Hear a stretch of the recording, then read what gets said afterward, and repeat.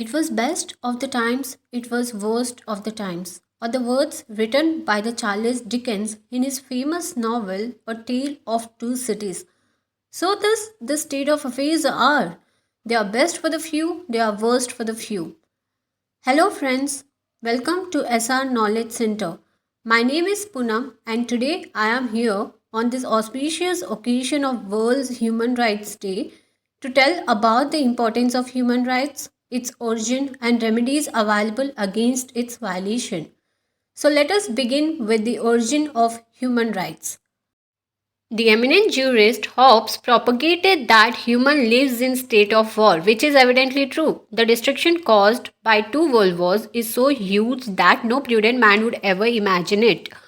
The atrocities against Jews, against women, against children, against war prisoners especially, that apparently leading to the first ever war crime trials in Nuremberg. And these trials have uncovered the German leadership that supported the Nazi dictatorial form of government.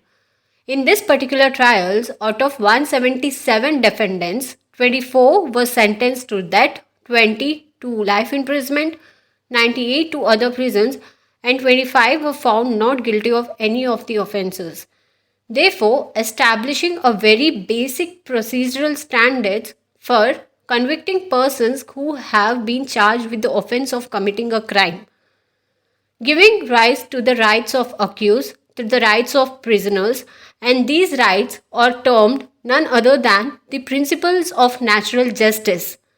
So, in order to understand what are the principles of natural justice, what is human rights, we need to go back into the history and dig the holes. The origins of the human rights are ideally pinpointed to the year 539 BC, when the troops of Cyrus the Great conquered Babylon. Cyrus freed the slaves, declared that all people had the right to choose their own religion, and established racial equality. These and other principles were recorded on a baked clay cylinder known as the Cyrus cylinder, whose provisions served as inspiration for the first four articles of the Universal Declaration of Human Rights. Another cornerstone in human rights history is represented by the promulgation of Magna Carta in year 1215, which introduced a raw concept of rule of law and the basic idea of defined rights and liberties to all persons, which offers protection from arbitrary prosecution and incarceration. Before the Magna Carta, the rule of law, now considered as the key principle for good governance in any modern democratic society, was perceived as a divine justice solely distributed by the monarchs or the kings, or in this case, King John of England. Now, let us discuss a little bit about the rule of law. While discussing about the rule of law, one cannot ignore to talk about A.V. Dicey. A.V. Dicey, Albert Van Dicey. No student of administrative law would ever forget Dicey. Dicey was one of the well-known jurists of England and he had written a book called Law of Constitution. In this book, he have mentioned the concept of rule of law. Dicey was against making different rules for different class of people. So he stood by against this concept and promoted the idea of rule of law. So what is idea of rule of law? The term and ideology of rule of law depends on all the sections of society, irrespective of class, gender, religion, caste they belong to, shall be treated equally before the law. Meaning, from PM to PM, everyone will be equal. That is, from Prime Minister to Postmaster, everyone is equal before the law. Now, coming back to the concept of human rights, the concept of rule of law became part of the concept of the Magna Carta. An evolution of the concept expressed by the Magna Carta is represented by the English Bill of Rights. It was an act signed into law in year 1689 by William III and Mary II, who became co-rulers in England after the overthrow of King James II. The bill outlined specific constitutional and civil rights and ultimately gave Parliament power over the monarchy. Many experts regard the English Bill of Rights as a primary law that set the stage for the constitutional monarchy in England. And also, it is an inspiration for the US Bills of Rights that was adopted in year 1791. Apart from this all, the Declaration of the Rights of a Man and of the Citizens that was adopted by France National Assembly in year 1789 represents one of the basic charters of human liberties containing the principles that inspired the French Revolution. The basic value introduced by the declaration was that all men are born and remain free and equal in rights. It is historically evident that the concept and the human rights were mostly based on political concerns of a civil and political rights, and they were defined as such.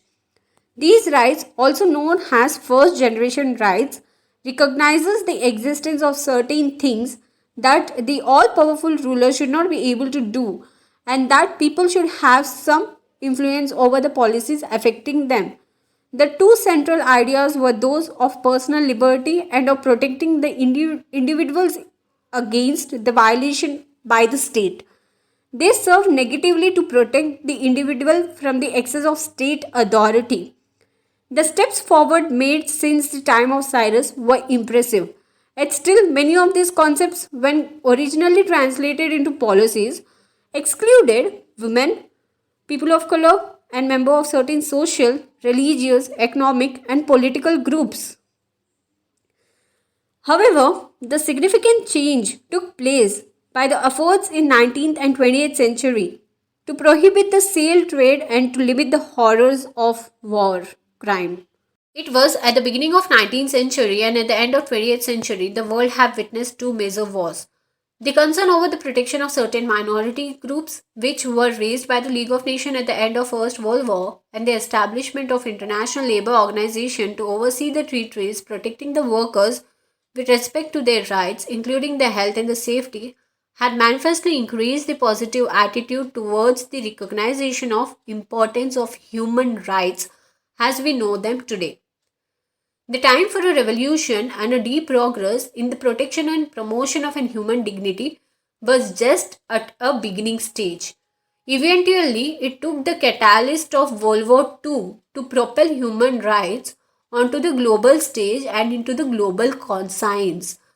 The unprecedented cruelties perpetrated during the conflict and outside it, such as the extermination by Nazi Germany of over 6 million Jews, Sinti and Romani, homosexuals, and persons with disabilities, horrified the world.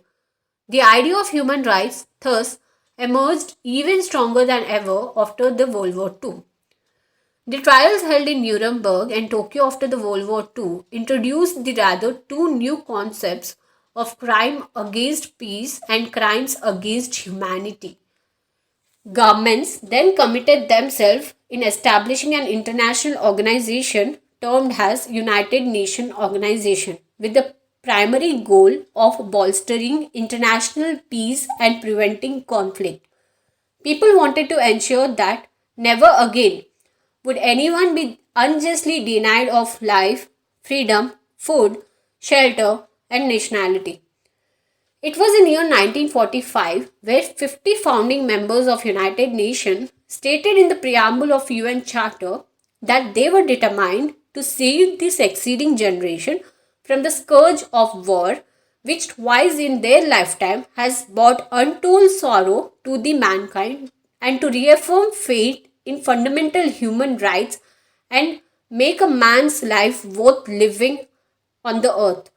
In the first article of the same charter, member states pledged to achieve international cooperation in solving international problems of an economic, social, cultural, or humanitarian character, and in promoting and encouraging respect for human rights and for fundamental freedoms for all without distinction as to race, sex, language, or religion.